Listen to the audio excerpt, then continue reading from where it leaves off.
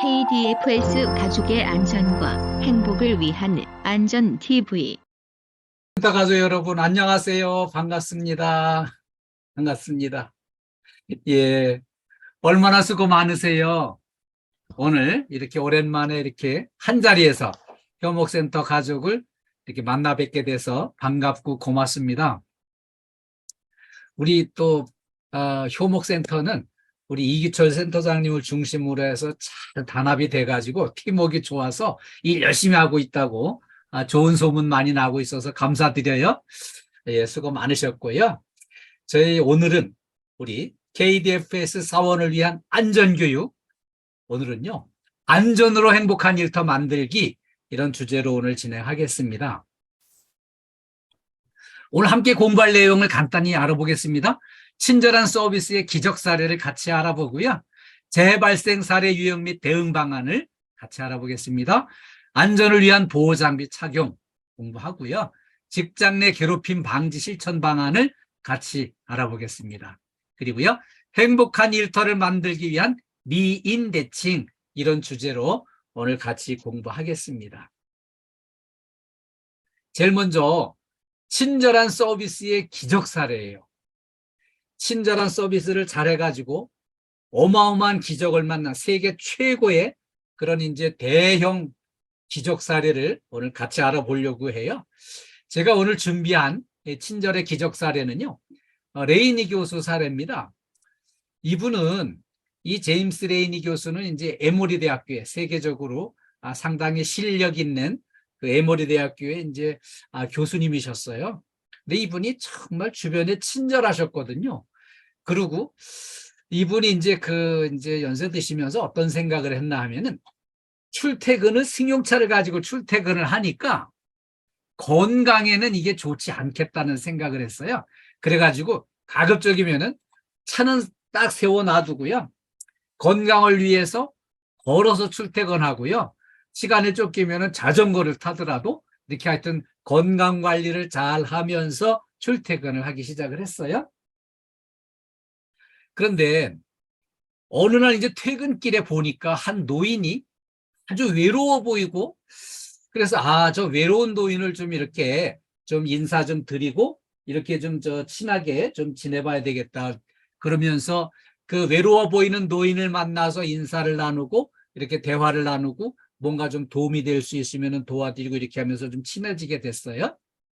근데 이렇게 친절을 베풀고 대화를 나누다 보니까 많이 친해져 가지고요, 허심탄회하게 많은 대화를 나눌 수 있는 대화 친구가 됐습니다.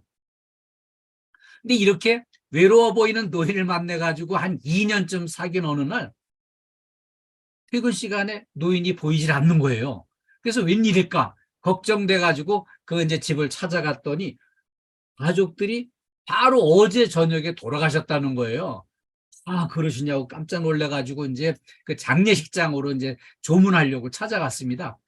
근데 딱 찾아가서 그분 성함을 딱 보니까 이분이 보통 분이 아니었어요. 그 외로워 보였던 노인이었는데, 이분이 알고 보니까 코카콜라의 창업주인 로버트 우드로프 회장이었어요. 깜짝 놀랐죠. 이렇게 코카콜라는 세계적인 기업이잖아요. 그런데 이 깜짝 놀란 이 놀라운 사실은, 첫 번째로 이 노인이 너무 검소하게 초라하게 사셨다는 거예요. 그 엄청난 부자가 아주 검소하게 초라하게 지내셨고, 두 번째 놀란 거는요, 신분을 전혀 과실 안 해가지고 몰랐다는 거예요.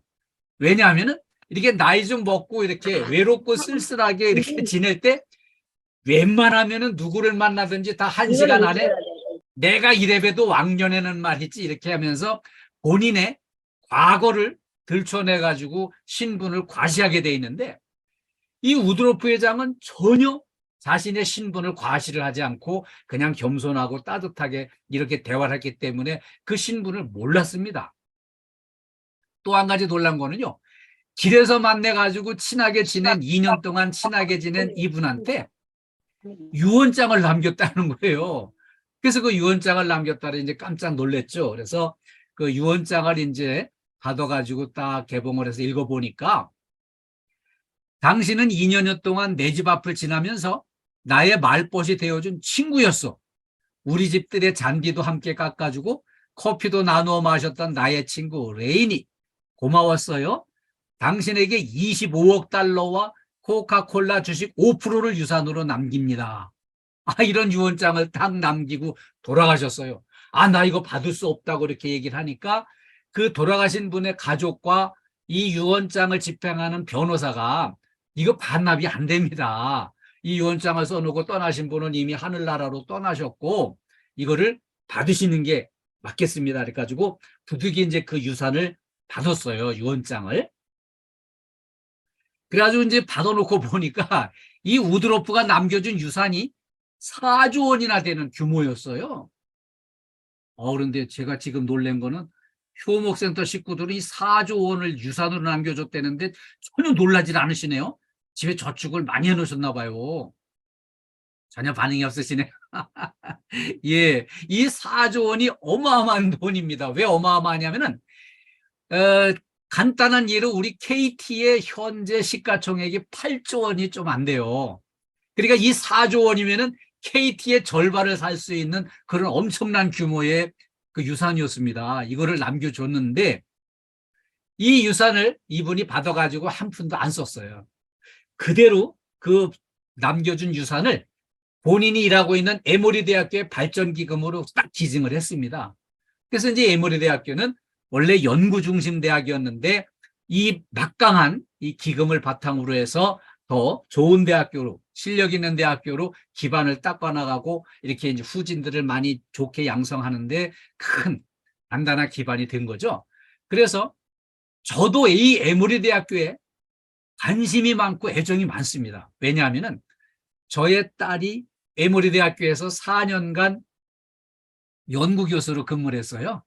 그런 인연으로 제가 이제 이 에모리 대학교에 애정을 많이 가지고 있습니다. 그래서 이 에모리 대학교에는 이 우드로프의 그 남겨준 유산 흔적들이 많이 있어요. 이 에모리 대학교가 지금은 이제 많이 실력 있는 대학교로 인정을 받고요. 그 미국 질병관리센터 CDC의 이제 그런 연구과제도 많이 맡아서 하고요. 또 세계보건기구 WHO의 연구과제도 많이 수행을 해요. 그래서 상당히 실력 있는 대학교를 이렇게 기반을 닦았고요. 그리고 이 레이니 교수는요, 이 에모리 대학교의 총장으로 추대를 받아서 총장을 역임하게 됩니다. 그 친절을 베풀고 해서 이런 기적 사례를 만들어낸 이 레이니 교수가 에모리 대학교 총장을 역임하고요. 이분이 93년도부터 97년도까지 주한미대사로 우리나라에 미국을 대표해서 와서 대사로 이렇게 근무를 하셨습니다. 레이니 교수는요, 이렇게 친절을 베풀어 가지고 어마어마한 기적을 만들어내 가지고 이렇게 이제 총장도 하시고 대사도 하시고 이렇게 이제 대학교를 아주 튼튼하게 이렇게 잘 기반을 닦는 기적을 만들어 내셨는데 이 레이니 교수의 기적, 친절로 인한 기적 사례는 레이니 교수 한 사람으로 끝나는 게 아니에요. 이런 기적은 앞으로도 많이 일어날 수가 있습니다. 그런데 그런 엄청난 친절로 인한 기적이 우리 효목센터 식구들한테서도 그런 기적이 일어나기를 기대하고 응원하겠습니다. 이런 복을 받으실 분들은 박수 한번 쳐주세요. 네, 감사합니다. 네, 감사합니다. 감사합니다. 네, 우리 산격 빌딩에 우리 김영길 님이 적극 호응해 주셔서 감사합니다. 예. 자, 이렇게 우리가 이제 그 친절로 인한 기적을 이렇게 우리 효목센터 식구들이 만들어내기 기대하고 응원하겠습니다. 친절의 효능을 세계 최고의 톨스토이가 세계 최고의 이 문인이죠. 톨스토이가 이렇게 가르쳐 주셨어요. 친절의 효능을 우리한테 이제 아주 적절한 표현으로 알려줬는데요. 친절은 세상을 아름답게 만들고요. 모든 비난을 해결해 줍니다. 그리고요, 얽힌 문제들을 풀어주고요.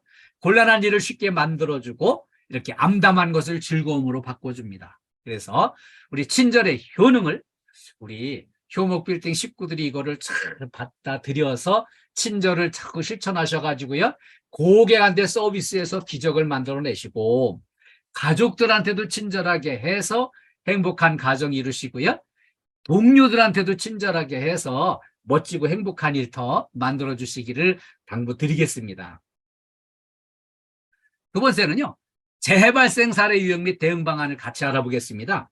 제가 오늘 재해 사례를 준비한 거는요, 이 건물 관리 서비스에서 이제 가끔 일어난다고 해요. 청소하다가 이 열린 공간으로 그냥 추락해가지고 크게 다친 사고가 있었는데요. 여기가 이제 그 주차동 건물인데, 주차동 건물을 이렇게 이제 청소를 하기 위해서 이 그레이팅 덮개를 열고요. 청소하다가 그만 실족해가지고 추락해서 크게 다친 사고였어요. 이 추락 위험이 있는 경우에 여기 일단 위험하다고 생각되는 데는 먼저 돌다리도 두들겨보고 건너는 마음으로 철저하게 안전조치를 먼저 하고 작업에 임해야 되겠습니다. 그리고요, 여기 위험한 구간에서 일하면서는 개인 안전보호구를 착용하는 게 필요해요. 이렇게 안전보호구를 착용하지 않으면 크게 다칠 수 있습니다. 그래서 안전수칙을 철저하게 준수하는 습관을 들이는 게 필요하겠습니다. 안전을 위해서 공부하면서 제일 먼저 공부하게 되는 게 이제 하이니 법칙이에요. 1대 29대 300으로 우리가 이제 보통 호칭을 하는데요. 이렇게 대형 참사가 한 건이 일어나려면은 그 전에 경미한 부상 사고들이 이제 29건 정도 이렇게 일어나고요.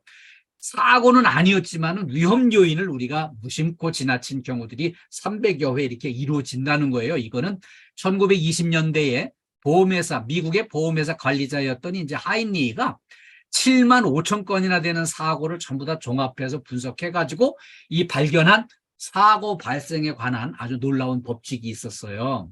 근데 이 법칙이 우리한테 이제 알려주는 거는요, 되게 이제 이렇게 생각하죠.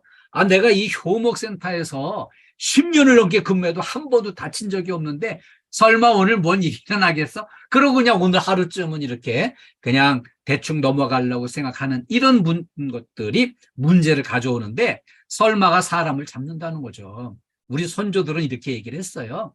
그리고요, 안전을 이렇게 강조를 하면 이제 많이 듣다 보면은 여기에 이제 면역이 생기고 못이 박혀가지고, 아, 나 안전을 이제 충분히 들었으니까 이렇게 이제 안전을 이렇게 이제 우습게 여기게 되는 경우도 있고요. 피로감을 느낄 수도 있어요. 근데 그런 경우가 주의를 요구하는 시점이라는 거예요. 그래서 안전 불감증은 사고를 유발할 수 있다는 것을 꼭 기억을 해주시고요. 우리가 안전수칙을 철저하게 준수를 해서 사고를 예방하고요, 안전한 일터를 만들어야 되겠습니다. 요 3개월 전에 우리 수도권에서 이런 대형 사고가 있었어요. 이 사고가 얼마나 큰 사고였나 하면은요, 이거 범위가 넓었고요, 전혀 예상하지 못한 구간에서 화재가 났어요. 그 경인고속도로 이제 갈현 곡가교 여기 과천에 있는 건데, 여기서 이제 화재가 발생을 했어요. 같이 한번 보겠습니다. 저기 조상현 소장님은 여기 지금 현재 연결이 늦게 되신 것 같아요. 네, 그대로 얼굴은 비디오는 보여주시고 예, 참여해 주시길 바랍니다. 이 기록에 다 남아서 그래요. 네. 자, 우리 오늘 이렇게 이제 같이 한번 이렇게 확인을 해봤는데요. 영상을 봤는데요. 이 제2경인고속도로에 이제 화재가 크게 났거든요. 여기 방음 터널에 불이 붙었습니다. 이게 방음 터널에 불이 붙는 거는 아주 극히 드문 사례거든요. 여기 이제 화재가 이렇게 크게 날이라고는 전혀 예측을 못 했었는데 이런 화재가 났어요. 여기 이제 예상을 못했던 구간에 불이 난 거는 이 고속도로를 달리던 이제 폐기물 수거 트럭에서 처음으로 이제 불이 났거든요. 이 불이 나서 트럭 불꽃이 천장으로 올라가면서 그 방음 터널 덮개에 이렇게 이제 불이 붙어가지고요, 반대쪽 차선까지 전부 다 옮겨 붙어가지고 터널이 통째로 그냥 완전히 불구덩이가 돼버렸어요. 그리고 여기에 이게 터널 안에 여기에 화재가 나면은요, 여기 차가 더 이상 못 들어가게 여기를 딱 막아줘야 되는데 이 진입 차단 시설이 작동을 못 해가지고서는 차가 계속 밀려 들어가서 불부터 타고 하면서 피해가 이제 커진 거거든요. 아, 여기 누가 자꾸 이거를 이렇게 만지네. 이거 이렇게 이 낙서를 이래 하시면은 교육에 방해가 돼서 이거 어쩌죠? 이러면 안 되는데.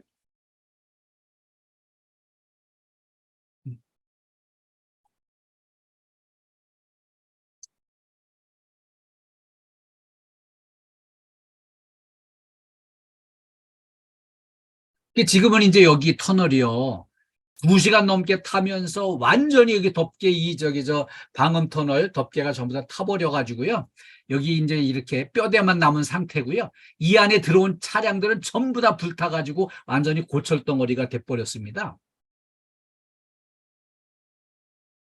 그리고요, 여기 이제 터널이 830m 구간인데 전체 630m 구간이 전부 다 타버렸어요. 그리고요, 여기 이 들어온 차들 전부 다 완전히 불에 타가지고 고철덩어리 돼버렸죠.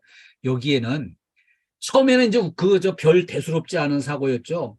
그 화물을 트럭이 가면서 운전하다가 펑소리가 나면서 화재가 시작이 됐는데 이게 조수석 밑에 쪽에서 이제 불이 나가지고 소화기를 갖다가 이제 이렇게 끌려고 했지만은 뭐 도저히 감당할 수 있는 범위가 아니어가지고 포기를 하고 차를 포기하고 이제 이렇게 대피를 했는데 그 불꽃이 이제 그 천장으로 옮겨 붙어가지고 이 터널을 몽땅 통째로 타버렸고요. 이 터널에 들어온 차들 몽땅 다 타버린 거죠. 여기 이 화재 범위가 너무 커가지고요. 이거는 회복하는데 상당한 시간이 필요할 걸로 이렇게 예상하고 있습니다. 이 불 때문에 5명이 사망했고요. 37명이 부상을 당했습니다. 그리고 차는 어마어마하게 많이 불타버렸고요. 그래서 우리가 이제 이런 사고를 통해서 한번 우리 스스로 한번 진단을 해본다면은 이 방음 터널 재질이 원래는 이게 불이 날 걸 예측을 했으면은 불에 잘 타지 않는 거를 덮개를 씌웠을 텐데 여기 무슨 불이 나겠냐. 그래가지고 이제 그 가격이 조금 더 저렴한 그 이제 불에 잘 타는 투명 플라스틱을 사용을 해가지고요. 이 피해가 이제 어마어마하게 커졌던 거죠. 그리고 화물 차량은 이렇게 사전에 운행하기 전에 점검하고 정비하는 걸 열심히 잘 해야 되는데 그걸 소홀히 해가지고 화물 차량에 문제가 생겼고요. 그 다음에 화재가 이렇게 발생했다. 그러면 터널에 추가로 더 이상 차가 못 들어가게 딱 차단을 해야 들어가는 차 전부 다 불 붙어가지고 타버리는데 뻔히 보면서도 속수무책으로 차는 계속 밀려 들어갔다는 거를 너무 아쉽게 안타깝게 생각을 하는 거고요. 그 다음에 이 폐기물을 적재할 때 불안 요인을 사전에 좀 잘 살피고 안전 조치를 했어야 했는데 그게 미흡했다는 거예요. 우리 건물에서 우리도 폐기물을 모아가지고 이렇게 이제 실려 내보내잖아요. 그래서 이게 이제 실려 내보낼 때 운반 도중에 이런 이제 불이 붙거나 화재가 날 염려가 있는 이런 것들은 미리 좀 더 살피고 대비를 하는 게 필요합니다. 또 하나는 만약의 사태 대비해서 소화기 사용법을 우리가 충분히 점검하고 익혀둬야 되는데 그게 좀 미흡했다는 거예요. 조금 시작될 적에 초기에 바로 소화기로 껐어야 되는데 그걸 조치를 못했기 때문에 문제가 확대된 거거든요. 그러니까 우리도 이제 하루 근무하려면은 복도에서 사무실에서 하루에 소화기를 10번 이상 만납니다. 10번. 그러면 이제 그 소화기를 볼 때마다 소화기가 여기 있구나. 이거를 이제 잘 갖다가 소화기를 딱 볼 때마다 소화기 여기 있고 여기 있지. 위급 상황에서는 이걸 갖다가 바로 조치를 해야 되겠다. 이렇게 이제 보시면 되고요. 그다음에 이거 소화기 볼 때마다 사용법을 한 번씩 생각을 해주세요. 소화기 딱 보면은 불이 났다. 이걸 쓸 때 소화기 사용 1단계 안전핀을 뽑는다. 2단계 딱 노즐을 잡고 불을 향한다. 3단계 소화기를 이 손잡이로 움켜쥐면은 이렇게 소화액이 나가서 불을 끈다. 이렇게 하는 거를 전부 다 한 번씩 이렇게 생각을 해주시면은 위급 상황이 닥쳤을 때 빨리 조치를 신속하게 할 수 있어가지고요. 나 자신의 안전을 지키고요. 내 생명을 지키고 내 주변 사람들을까지 이렇게 지켜줄 수 있게 되는 거거든요. 그래서 소화기 사용법이 그래서 중요한 거거든요. 다음에는 안전을 위한 보호장비 착용을 같이 알아보겠습니다. 자, 이 보호장비 중에 이제 첫 번째는 이제 안전모 착용이 중요해요. 왜 안전모 착용이 중요할까요? 안전모는 이 머리를 보호해주기 때문인데요. 머리를 다치는 거는 아주 심각합니다. 다른 데는 다치면 치료하면 회복이 되는데 이 머리는 이렇게 다치면 회복이 아주 어렵거든요. 거기다가 또 이렇게 저처럼 이렇게 머리카락이 없는 사람들은 더 위험이 더 커져요. 여기 부딪히는 대로 그대로 크게 다칠 수 있습니다. 그리고요, 이렇게 이제 머리가 그만큼 중요하기 때문에 머리를 보호하기 위해서 이제 안전모가 필요한데 안전모는 물체가 여기 떨어져가지고 부딪혀가지고 이렇게 머리 다치는 거를 머리를 예방을 해주는 머리를 보호해주는 역할을 하거든요. 그러면 안전모는 미리 확인을 해봐야 되는데 이 안전모의 모자에 이 모체 그리고요 여기 이제 착장체가 여기 있죠. 충격 흡수제가 있고요. 이 턱끈이 이렇게 있는데 이게 정상적으로 제대로 잘 이렇게 유지되고 있는지 이상이 없는지 확인을 해보고 이걸 사용하셔야 되고요. 딱 안전모를 머리에 이렇게 딱 썼을 때는 이렇게 제일 먼저 이 착장체를 조여가지고 머리가 이 안전모하고 딱 밀착이 되도록 이거를 이제 고정을 해주는 게 필요합니다. 그리고요. 여기에 이제 저 턱끈이 귀를 감싸고 이렇게 양쪽에 균형 있게 딱 여기 자리를 잡아가지고 이렇게 착용을 하셔야 되고요. 그 다음에 여기 안전모가 벗겨지지 않도록 턱끈을 잘 조여가지고요. 안전모 썼을 때 턱끈을 잘 조여가지고 절대 이렇게 이제 그 떨어질 때 안전모가 먼저 벗겨져 나가거나 이렇게 다치는 일이 없도록 하기 위해서 턱끈을 단단히 조여서 사용을 해야 됩니다. 두 번째는 안전화가 중요한데요.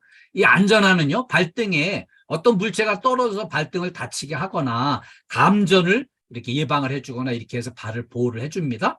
여기 안전화 중에서도요, 이게 절연화는 구멍이나 찢김이 있으면 즉시 폐기를 해야 되고요. 내부가 항상 건조하도록 관리를 해야 됩니다. 그리고요, 이 가죽재 안전화는 물에 젖지 않도록 관리를 해야 되고요. 안전화가 이제 화학물질에 노출됐다. 그럼 물에 씻어서 잘 말려서 사용을 해야 됩니다. 그리고요, 가죽재 안전화는 특히 이 발등을 잘 보호해 주는데 이렇게 효과가 있어요. 이렇게 발을 보호해 주죠. 그 다음에 고무재 안전화는요, 이렇게 이제 물에 잠기거나 화학물질에 잠기고 하는 거를 예방을 해주기 때문에 그 필요한 구간에서 이제 고무재 안전화를 요걸 사용을 하셔야 되고요. 그 다음에 이제 이 절연화는요, 이렇게 이제 전기에 감전될 위험이 있는 구간에는 이렇게 감전을 막아주는 이 절연화를 신어야 됩니다.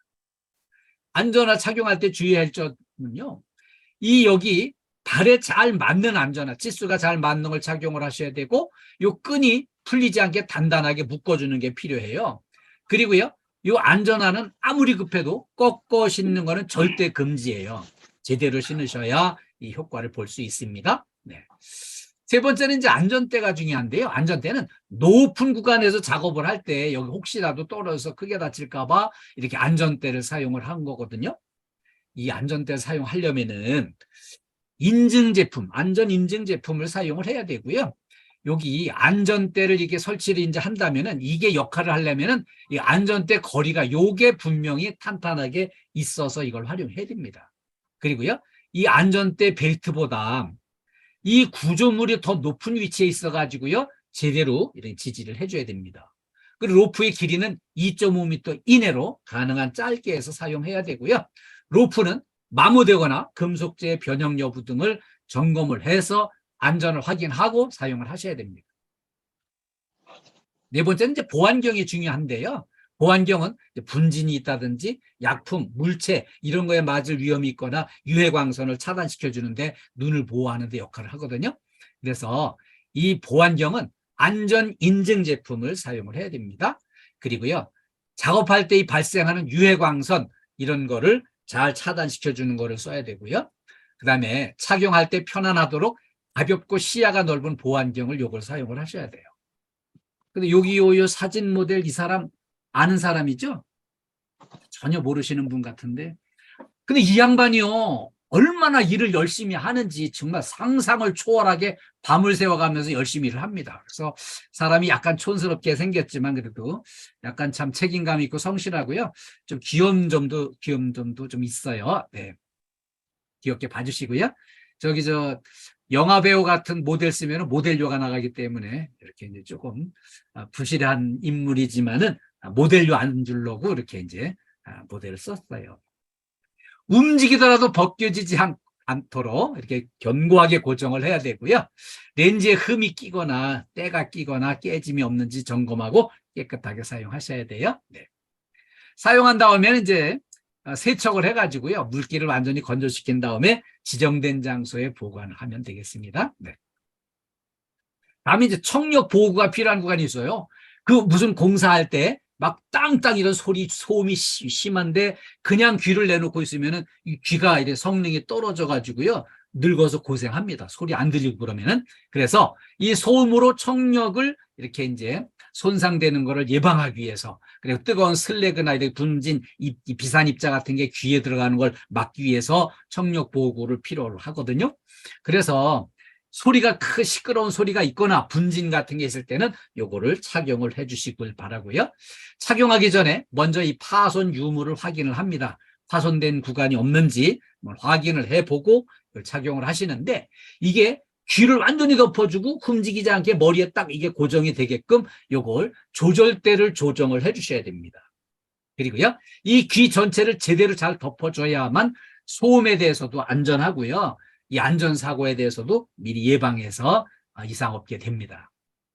그리고요, 이 청력 보호가 없을 때 요거 이제 저기서 소리를, 소음을 막아주는 데는 이제 요 귀마개, 스펀지 귀마개를 사용할 수도 있어요. 근데 요거는요, 요렇게 이제 스펀지를 주물러 가지고 통할만하게 해가지고 이제 귀에다 넣어주는 건데, 이때 손에 오염되지 않았는지 손을 깨끗이 씻고 나서 이거를 해야 돼요. 손이 지저분한 상태로 이걸 만지면은 귀 속에 문제가 생길 수 있습니다.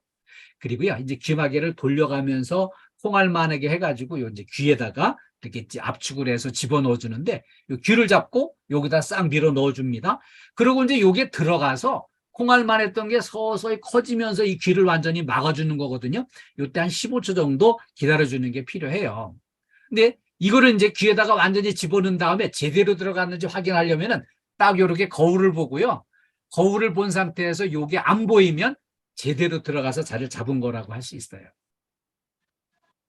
다음에 이제 마지막으로 이제 방진 마스크가 이제 필요한데요.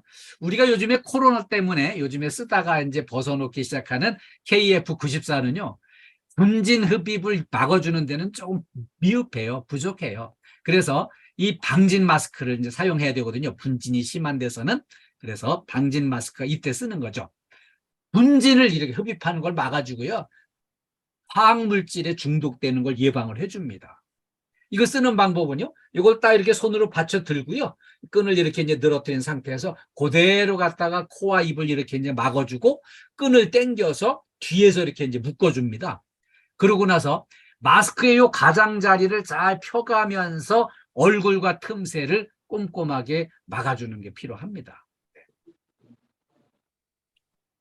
근데 이때 중요한 게, 저처럼 이제 코가 납작한 사람은 이제 약간만 눌러줘도 되는데, 이 콧날이 오똑하신 분들, 예, 이렇게 우리 산격 빌딩에, 예? 우리 저 김영길 실장님처럼 이렇게 코가 이렇게 오똑하신 분은 여기 잘 눌러주셔야 돼요. 여기를, 요 콧날 옆에, 요 오똑한 콧날 옆에 여기를 잘 눌러줘야 이 코 누름새가 제대로 자리를 잡거든요. 그리고 양손으로 다시 한번 다 골고루 한번 눌러줘 보고 숨을 쉬어봐서 숨쉬기가 약간 불편해야 제대로 이제 착용을 한 거고요. 숨쉬기가 아주 편하다 그러면은 이게 그냥 이르다가 공기가 드나들기 때문에 이 방진 마스크 효력이 떨어지게 돼 있습니다. 그래서 제대로 밀착 검사를 해주셔야 됩니다. 제가 이제 이렇게 안전보호구를 여러 가지를 이렇게 설명을 드렸는데, 우리가 바쁜 판에 언제 그런 걸 일일이 다 챙기나, 이렇게 이제 생각하시는 분 계세요. 속도보다 안전이 중요합니다. 부상을 감수하면서까지 내 몸을 상해가면서까지 서둘러서는 안 되고요. 내 몸을 온전히 잘 지키시고 안전수칙을 잘 준수해야만 몸 상태를, 컨디션을 좋게 유지를 해서 건강하고 안전하고 행복한 일터를 만들 수가 있습니다. 다음에는요, 직장 내 괴롭힘 방지 실천 방안을 함께 공부하겠습니다. 자, 직장 내 괴롭힘이 있어서는 안 되는 일이죠. 근데 이 공부를 왜 해야 될까요?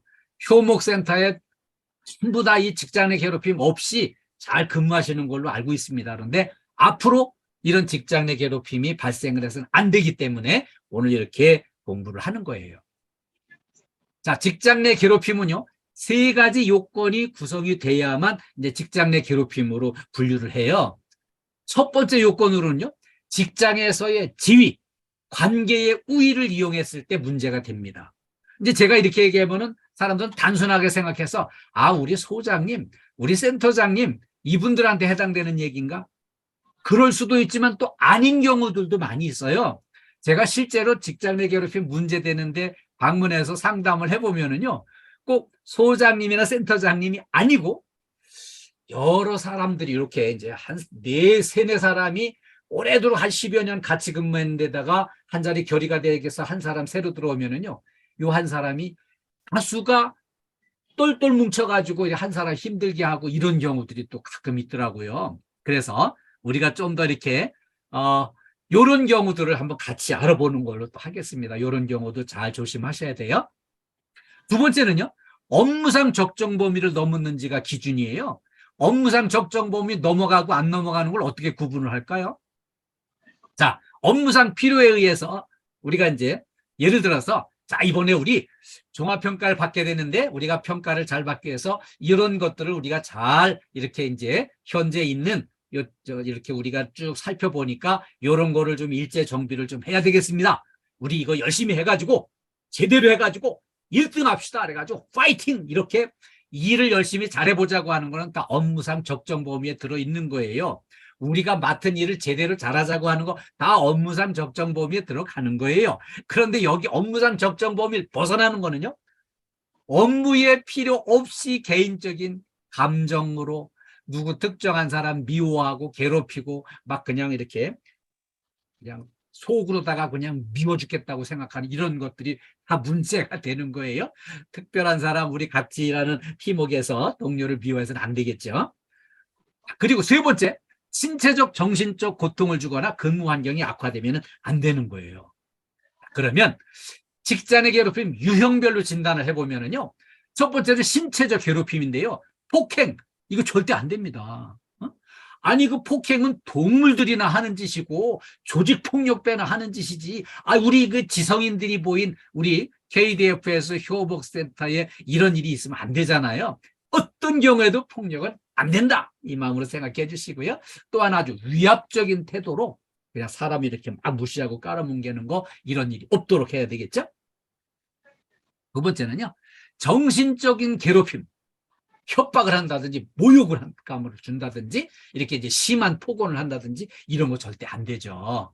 여기 다 이렇게 훌륭하고 좋은 분들이 모이셨어요. 그런데 이렇게 정신적으로 괴롭히는 거 절대 안 되는 일이죠. 그리고요. 또 하나는 혐오감을 유발하는 거 이 문제가 돼요. 성차별적으로 남자분들이 여자한테 이렇게 이제 모욕감을 준다든지 또 여자분들이 또 남자를 이렇게 모욕감을 줄 수도 있더라고요. 그래서 성차별적 발언 이런 거 안 되고요. 동료와 소통을 제한하는 것. 너 누구하고 절대 얘기하지 마. 이런 거 절대 안 되는 거죠.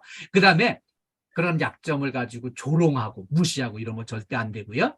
또 하나는 지나치게 개인사에 관여하려고 꼬치꼬치 캐묻고 그냥 그 자꾸 이제 캐물어가지고 어쩔 수 없이 대답하면 이게 그냥 소문이 쫙 돌아버리고 이런 거 안 된다는 거예요. 지나치게 개인사에 관여해서는 안 되는 거죠. 네. 자, 그러면 직장의 괴롭힘으로 인한 피해는 어떤 게 있을까요? 업무 효율성이 팍팍 떨어지게 돼 있습니다. 그리고요, 조직 구성원 간에 불신이 조장돼서 서로 믿지 못하고 그냥 등 돌리고 이렇게 근무를 하게 되고요. 그 다음에 화합력이 저해돼 가지고 생산성이 감소됩니다. 마음이 하나 돼 가지고 뭉쳐서 일을 해도 잘 성과 내기가 어려운데 이렇게 제각각 따로 놀면 되겠어요. 그러면 기업의 경쟁력이 약화되게 돼 있습니다. 그리고요, 무엇보다 더 심각한 거는 신체적으로, 정신적으로, 정서적으로 피폐해지게 돼 있습니다. 그러면 이런 직장 내 괴롭힘 절대 있어서는 안 되는데 이 괴롭힘을 방지하는 대책으로 첫 번째는요, 역지사지예요. 입장을 바꿔놓고 생각해 보는 거죠. 모든 문제의 해결은 첫걸음은 역지사지예요. 입장 바꿔놓고 생각해 보는 거예요. 상대방이 나한테 뭐 서운한 얘기를 했다. 그럼 저 사람이 왜 나한테 이렇게 서운한 얘기를 했을까? 입장을 바꿔놓고 생각을 해보면은요. 저 사람 입장에서 서보니까 그럴만 하겠다. 이거를 이제 인정하고 받아들이는 게 필요한 거죠. 그리고 요즘에 화두가 내로남불이에요. 내가 하면 로맨스고 남들이 하면 불륜이라고 그냥 본인한테는 아주 관대하고요. 남한테는 아주 엄격한 도덕적인 윤리 잣대를 들이대는 이런 게 요즘에 아주 그냥 화두가 되고 있어요. 그래서 그런 거 절대 안 되고요. 피해자 입장을 혹시라도 피해자가 생긴다면은 피해자 입장을 이해하고 공감하는 게 필요하고요. 또 이렇게 문제 해결을 위해서 내가 이제 불편하다. 내가 아무래도 이거 괴롭힘 당하는 것 같다. 이런 느낌이 들면은요. 1차로 그 같은 빌딩 안에 소장님하고 상담해 주시고 소장님하고 상담하고 했는데 뭔가 특별한 해결책이 도무지 해결이 안 된다. 그러면 그때는 이제 우리 또 이렇게 효목센터 이규철 센터장님 이 보배로운 이규초 센터장님 이렇게 면담 요청해서 상담을 해가지고 문제를 해결해 주시길 바랍니다. 다 우리 센터장님이 또 나서면은 다 해결이 잘 될 거예요. 그리고 무엇보다 중요한 거는 우리 이 안에서 일어난 일은 이 안에서 해결하는 게 바람직해요. 이거 들고 뭐 밖으로 나가는 거는 아주 그건 상상도 할 수 없는 그렇게 불가능한 일이라고 생각해 주시면 되겠어요. 두 번째 대책은요, 상호 존중입니다. 내가 상대방을 먼저 존중을 해야 상대방도 나를 존중을 해주게 돼 있어요. 서로 존중하는 거죠. 진정성 있는 격려를 서로 해주고, 그다음에 이제 애정 어린 조언도 해주고요. 과격한 표현을 다 이렇게 잘 다듬어서 정제된 표현으로 하는 게 필요합니다. 우리가 어떤 이제 뭐 사법기관에서 이렇게 이제 막 갑질, 막말 이런 거 듣고 이렇게 해보면 엄청 불편하잖아요. 기분 나쁘고요. 그걸 우리가 같이 일하는 동료한테 또 이렇게 갑질하거나 막말하면 절대로 안 되겠죠. 그리고요, 무엇보다도 약자에 대한 배려가 필요해요. 이 약자에 대한 배려가 뭘까요? 우리 이제 뭐 결의가 돼서 이제 누구 한 사람 새로 들어왔잖아요. 그 새로 들어온 신입은 여기 적응하기 처음에는 좀 어려워요. 근데 이 고참들은 그걸 잘 못 느껴요. 개구리가 올챙이 쪽은 생각 못하게 돼 있거든요. 그래서 잘 생각해 보면은, 아, 나도 신입 때는 좀 어려웠지. 올챙이 쪽 생각을 해가지고 그 신입 들어와서 힘들어하는 거를 잘 살피고 잘 이렇게 보듬어서, 나도 처음에 들어왔을 때 힘들었는데 조금 어렵지만 조금 지내면 이제 적응이 되는데 뭐 어려운 일 있으면 나한테 얘기하라, 내가 도와주겠다, 이렇게 해가지고 잘 적응을 해서 여기에 이제 뿌리를 내려야 이제 우리의 그 팀워크가 되고 서로 손을 잡고 같이 한 목적을 향해서 같이 가는 동료가 되는 거죠. 그래서 우리 이제 약자에 대한 배려가 필요해요. 그리고요, 오래도록 근무한 사람인데 그동안에 일을 잘 했는데 요즘에 갑자기 표정이 무겁다, 어둡다, 힘들어한다, 이게 딱 보이면은 혹시 어디 몸이 아프거나 혹시 가정에 문제가 있거나 이런 것들이 이제 또 힘든 일이 생길 수도 있거든요. 그때 기분 나빠하기보다는 그 이해하고 위로하고 뭔가 이렇게 도움이 될 수 있는 그런 노력을 해주시는 게 필요해요. 그래야 서로 믿고 의지하는 진정한 동료가 되는 거거든요. 자, 세 번째 대책은요, 신뢰 구축입니다. 우리가 같이 근무하는 팀워크 안에서 신뢰가 구축이 돼야 되는데 그 신뢰 구축은 하루 이틀에 되는 게 아니고 2, 3년에 되는 게 아니고요, 상당한 세월을 두고 신뢰를 쌓아 올려 가는 건데, 예. 근데 그 신뢰가 쌓는 데는 시간이 오래 걸리지만 이거 무너뜨리는 건 순간이에요. 왜 순간에 무너지나 하면은요, 참 착실하게, 참 성실하게 사람 좋게 일을 잘 해왔는데 어느 날 아침에 이제 출근길에 부부싸움하고 출근해가지고 승질나는 김에 엉뚱한 데다 화풀이 하거나 누구하고 부딪혀서 한바탕 이렇게 못 참고 욱 해가지고 해붙이고 나면은 그동안에 쌓아올린 신뢰가 순간에 무너지거든요. 그래서 우리가 이제 그런 신뢰가 무너지지 않도록 잘 쌓아 올려가는 게 필요하고요. 직장 내 괴롭힘 요인을 우리가 수시로 점검을 해서 이렇게 그거를 잘 풀어나가고 정서적인 순화를 해나가는 게 필요합니다. 그리고요, 밝고 따뜻한 문화를 조성하는 게 필요해요. 우리 옆에 있는 동료한테 정말 믿고 사랑스러운 눈길로 이렇게 좋은 눈으로 보면은요, 모든 말하는 게 이제 나한테 엄청 이렇게 이해해주고 나를 존중해주는 느낌으로 다 들려요.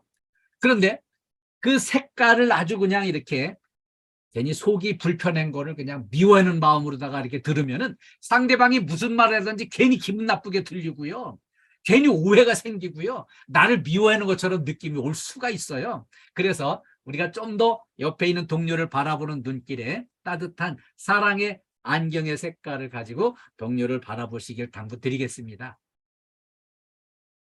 다음에는요, 행복한 일터를 만들기 위한 미인대칭을 공부하겠습니다. 제가 이 미인대칭 처음에 공부할 때는요, 미인은 이렇게 대칭이 잘 돼야 되는 건가 이런 오해를 했었는데 그게 아니었어요.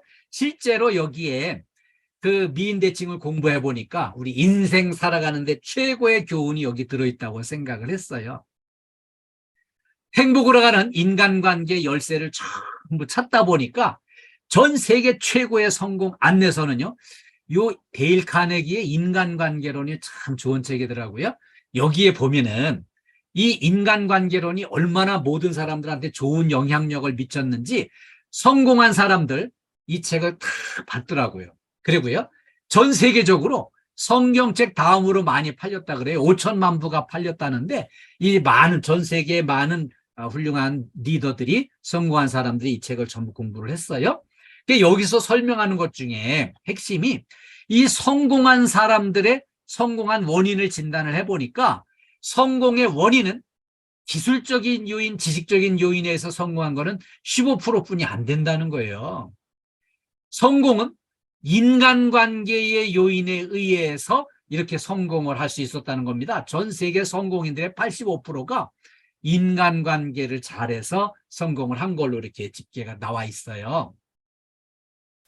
인간관계를 좋게 하기 위해서는요, 우호적인 사람이 돼야 되겠는데, 이 우호적인 사람이 되는 열쇠가 미인대칭입니다. 이 미인대칭은요, 이렇게 적극 실천해야 될 4가지 덕목으로 설명하고요.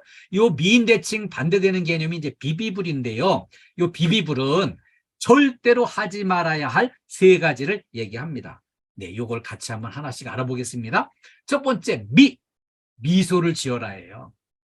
중국 속담에 웃지 않는 사람은 장사를 하지 말라는 거예요. 똑같은 물건을 사도요, 주인이 웃는 얼굴인 가게로 가지, 주인이 인상 쓰고 찡그리고 있는 가게는 절대 물건 사러 안 간다는 거죠. 그래서 웃는 얼굴이 아니면, 웃지 않는 사람은 장사를 하지 말라고 하는 게 중국의 속담입니다. 그리고요, 제가 이제 KT에서 이렇게 한 30여 년 근무하면서 이렇게 이제 조직 개편할 때마다 이렇게 이제 그 부서장한테 그런 권한을 줘요. 여기 있는 자원 중에서 당신 원하는 사람 이렇게 뽑아다 써라. 근데 사람을 뽑을 적에 이렇게 딱 보면은요, 웃는 얼굴인 사람을 선택을 해가지고 같이 일하고 싶더라고요.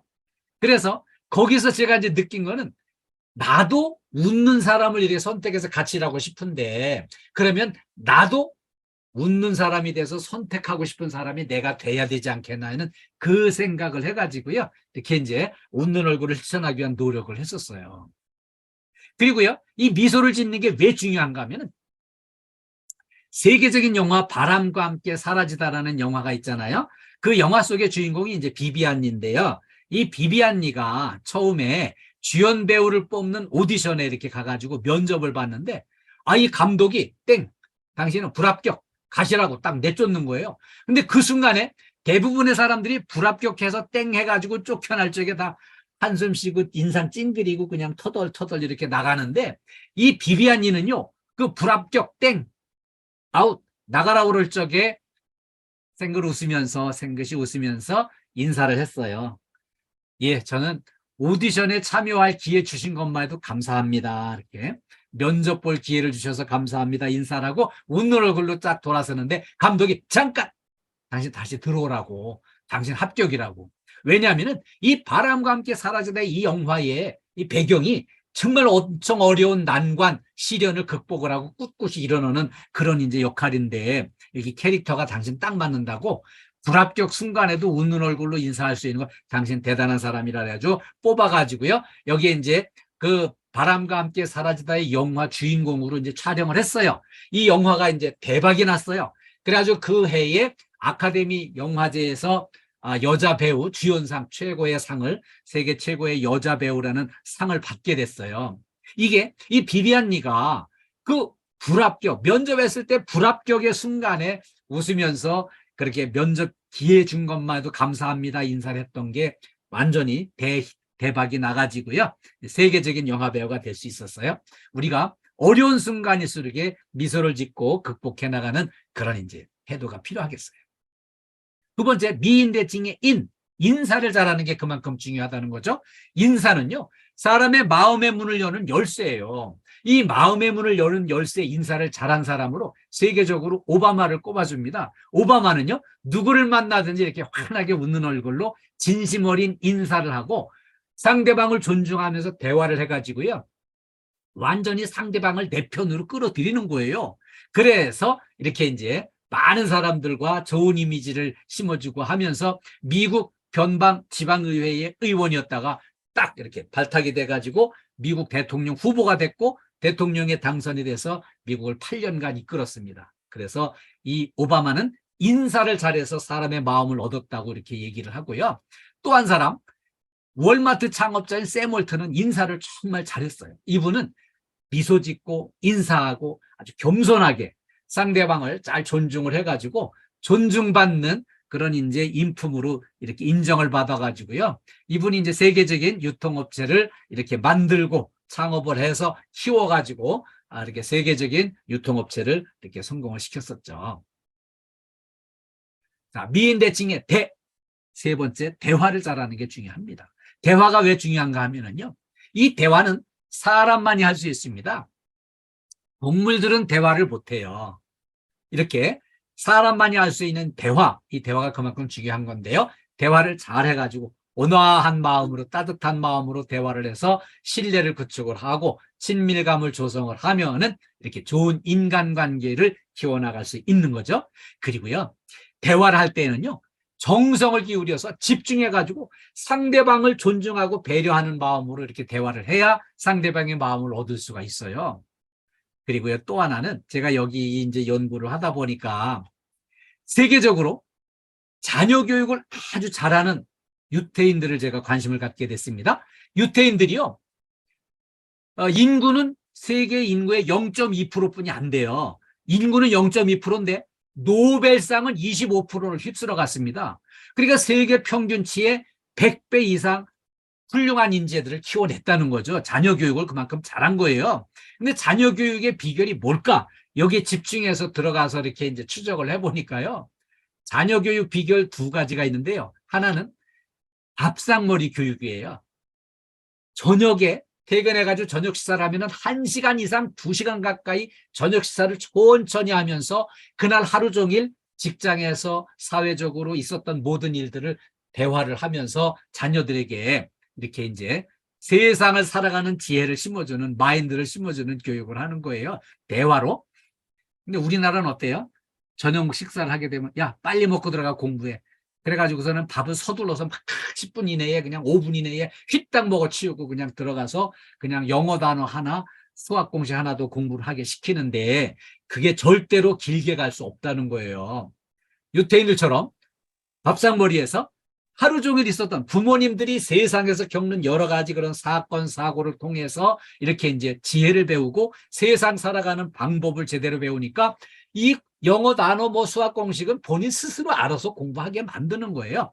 대화를 통해서 사람의 방향을 나아갈 바를 바르게 가르쳐 주는 거 한 가지 있고요. 또 하나는 침상머리 교육이에요. 아이들이 저녁에 잠자리에 들 때 딱 베개 베고 눕는 순간부터 완전히 잠에 빠질 때까지 그 한 2, 30분 시간을 활용을 해가지고요. 부모가 침상머리에 앉아서 누워있는 아이와 또 대화를 나눕니다. 그래가지고 선조들의 이야기, 우리의 역사 이야기, 우리가 교훈으로 삼아야 될 좋은 이야기들을 끊임없이 대화를 많이 하면서 잠자리에 들기 직전의 요 순간에 잠재의식 속에 다 저장이 돼가지고요. 이렇게 세상을 바르게 살아나가는 공부를 하고요. 좋은 대화의 문장을, 그런 문맥을 다 이렇게 공부를 잘 해가지고 그게 살아가는데 큰 무기가 된다는 거죠. 대화를 잘하는 교육이 이렇게 훌륭한 인물들을 키우는 열쇠가 됐습니다. 미인대칭, 네 번째 칭찬을 잘하자예요. 칭찬이 왜 중요할까요? 미국에서 가출한 주부들을 다 추적을 해가지고 면접을 해가지고 심리 통계를 내보니까 가출한 주부들이 경제적인 문제로 가출한 게 아니었어요. 하루 종일 집에서 생색 안 나는 일을 가사일을 열심히 했는데 저녁에 식구들이 다 모여가지고서는 자기가 하루 종일 생색 안 나는 일 열심히 한 거를 인정해 주지 않고 칭찬을 안 해주니까 그냥 그게 속이 상해가지고 가출을 했다는 거예요. 자, 우리 효목센터 식구들 오늘 퇴근하시면 집에 가서 생색 안 나는 일 하루 종일 고생하신 분 인정해드리고 칭찬해드리세요. 그거 안 하시면은 가출할 수 있어요. 네, 오늘 꼭 저녁에 가출 예방 철저히 실천해 주시길 당부드립니다. 예. 그리고요, 칭찬은 고래도 춤추게 한다 그러죠. 고래가 어떻게 춤을 출까요? 그 돌고래 처음에 요만한 제주 넘었을 때 박수 쳐주고 쓰다듬어주고 칭찬하면서 맛있는 고기를 막 주고 이렇게 하니까 점점 더 열심히 해가지고요. 이 돌고래 쇼가 이제 어마어마하게 성장을 합니다. 이 어마어마하게 돌고래 쇼 잘하게 되는 거 계속 칭찬해가지고 그렇게 춤추게 만들었던 거고요. 또 우리나라 역사상에 바보 온달이 훌륭한 온달 장군이 되셨어요. 여기에는요, 평강공주가 궁을 나와서 결혼해가지고 날마다 그 바보 온다를 칭찬해가지고 훈련을 시켜서 이렇게 무술을 익히고 해가지고 그 나라를 구하는 훌륭한 장군이 돼가지고요. 이렇게 북방 오랑캐를 완전히 무찌르고 몰아내는 그런 엄청난 공을 세웠습니다.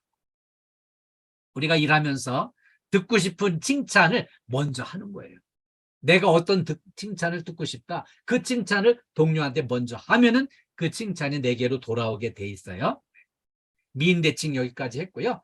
그럼 하지 말아야 될 비비불. 첫 번째 비는요. 비난하지 말자예요. 남의 나쁜 점을 막 들춰내가지고 면전에서 못하니까 이제 딴 사람한테 뒷담화 해가지고 돌고 돌아서 이렇게 서로 불편해지면은 곤란하잖아요. 그래서 절대 비난하지 말고 좋은 점을 적극 찾아내서 칭찬해 주는 게 필요하고요. 총을 쏴서 사람을 죽이면 살인범이 되지만 비난해서 이렇게 인격을 살상하면 똑같은 또 살인범이 되는 겁니다. 그래서 비난하지 말고 두 번째 비평하지 말자는 거죠. 냉철한 지적에다가 합리적인 충고를 어마어마하게 분석을 해가지고 상대방을 막 이렇게 비평을 하는 것 절대 옳지 않습니다. 그래서 지적질보다는 칭찬으로 변화를 유도해 나가는 게 필요하고요. 요즘에 부모님들이 자녀들에게 이렇게 이제 여러 가지 교훈을 하고 가르쳐 주는데도 아이들이 잘 받아들이지는 않습니다. 아주 귀를 막고 마음을 막고 아주 잔소리라고 그냥 이렇게 귀를 막고 안 들으려고 그러거든요. 그건 왜 그런가 하면은요. 진정한 사랑으로 애정을 가지고 이렇게 잘 가르쳐 주는 것 절대 필요하고요. 또 하나는 부모가 먼저 실천을 하면서 가르쳐 줘야 그게 귀에 들어오고 따라갈 수 있고 교훈이 되고 가르침이 되는데 부모는 전혀 실천을 안 하고 그냥 그 애들한테만 시키니까 잔소리라 그러고 안 받아주는 거거든요. 그래서 제가 이제 그 아이들을 만나가지고 이렇게 상담을 해보면은요, 그 아이들이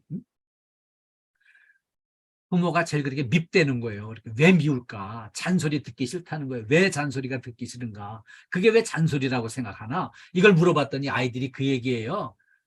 아니, 부모라는 것들이 매일 공부만 하라고 그러는데 공부가 그렇게 좋은 거면 저들이 하지.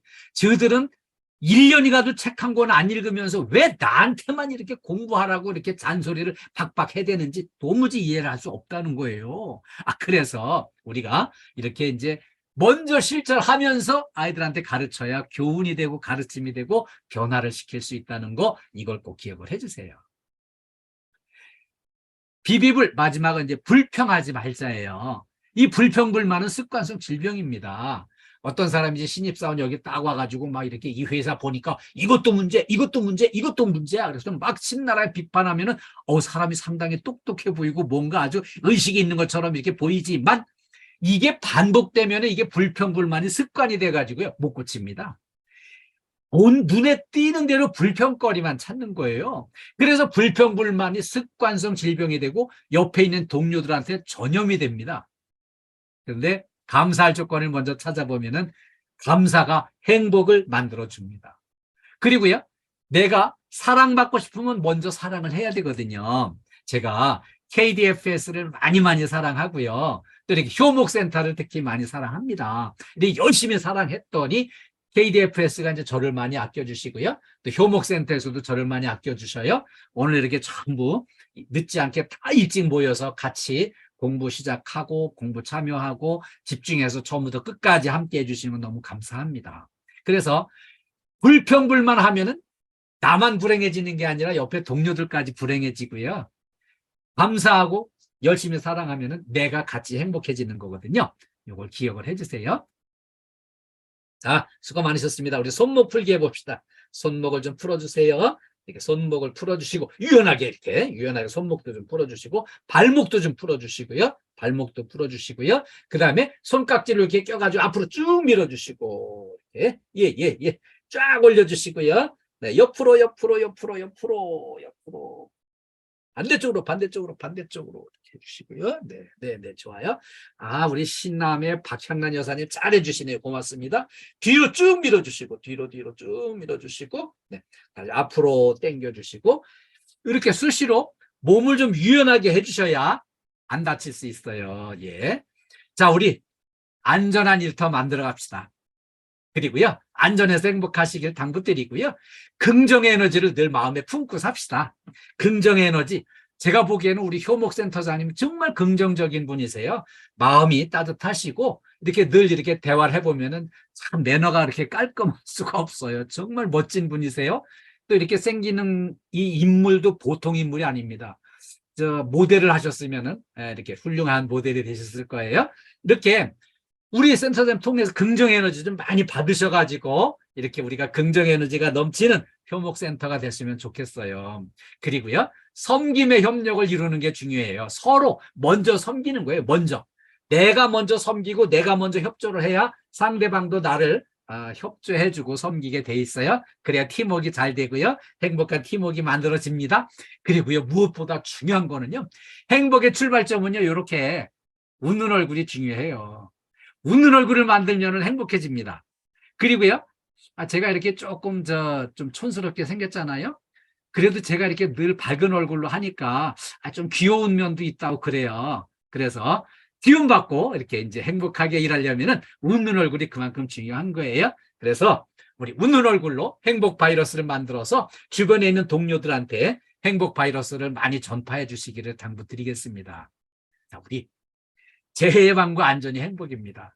우리 KDFS 가족, 특히 효목센터 가족 모두 건강하시고 안전하시고 행복하시기를 간절히 기원하고 응원드리겠습니다. 여러분, 오늘 집중해 주셔서 처음부터 끝까지 이렇게 집중해 주셔서 감사드립니다. 오늘 저와 만났으니까 오늘 이렇게 이제 59명이 참여를 했고 또 이렇게 이제 단체로 참여하신 분들도 계시네요. 좋습니다. 함께 해주셔서 감사드리고요. 저와 만났으니까 제가 효목센터 파이팅 하면은 파이팅만 복창해 주세요. 네, 효목센터. 좋습니다. 효목센터 파이팅! 예, 감사합니다. 이번에 최고하겠습니다. 정말 효목센터 최고예요.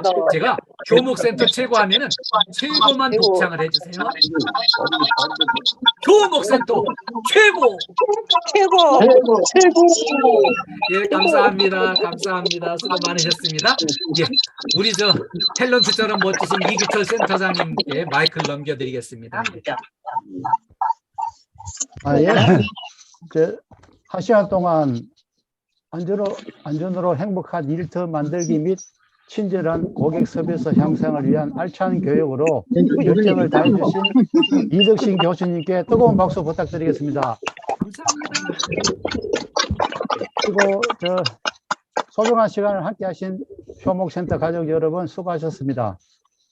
지금 현재 봄날이고 해변기라서 모든 시설물도 그렇고 사람도 일체의 몸도 그렇고 좀 느슨한 시기입니다. 이럴 때일수록 스트레칭이나 안전 대비를 철저히 하셔가지고 만전을 기해 주시기 바랍니다. 그리고 오늘 교육 내용 중에 직장 내 괴롭힘 방지 내용이 있었는데요. 우리가 같이 고생하시는 동료에 대해 먼저 배려하는 그런 실천 문화를 꼭 필요하다고 생각합니다. 항상 늘 건강하시고 안전하고 행복한 일터 만들기에 우리 모두 노력합시다. 효목센터 하면 파이팅으로 대답. 끝까지 시청해 주셔서 감사합니다. 구독과 좋아요, 알림 설정은 사랑입니다.